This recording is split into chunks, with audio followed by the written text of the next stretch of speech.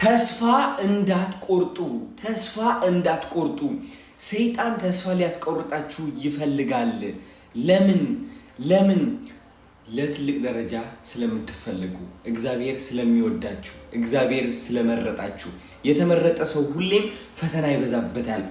ጥሩ ሰው ሁሌም ፈተና ይበዛበታል። ውስጡ ላይ ንጽህና ያለው ሰው ሁሌም እውነት ስቃይ ይበዛበታል። አውቀዋለሁ፣ እረዳዋለሁ። አትፍሩ። ካሁን በኋላ እወቁት። ሰይጣንን ተስፋ ሊያስቆርጣችሁ ቢሞክርም ተስፋ ብትቆርጡም እግዚአብሔር ግን ካጠገባችሁ አለ፣ ከኋላችሁ አለ፣ ከፊታችሁ አለ፣ ከጎናችሁ አለ። እየመራችሁ ነው። እሱ ነው ወደፊት እንድትሉ እያደረጋችሁ ያለው። እውነቴን ነው የምላችሁ። የእናንተ የህይወታችሁ መሪ የያዛችሁት እናንተ ይመስላችኋል። እግዚአብሔር ነው የያዛላችሁ፣ ማንም ሰው አይደለም። ተስፋ እንዳትቆርጡ። ሁሌም ታሸንፋላችሁ። ሁሌም ቀና ትላላችሁ። እግዚአብሔርን እኔ በጣም እግዚአብሔርን እወደዋለሁ። በጣም እግዚአብሔርን አከብረዋለሁ። በጣም እገዛለታለሁ፣ አምነዋለሁ።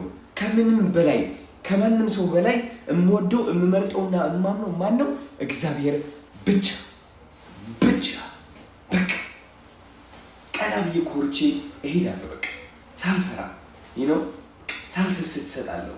ለምን? እግዚአብሔር አለልኛ ሁሌ። እግዚአብሔር አለልኝ ሁሌ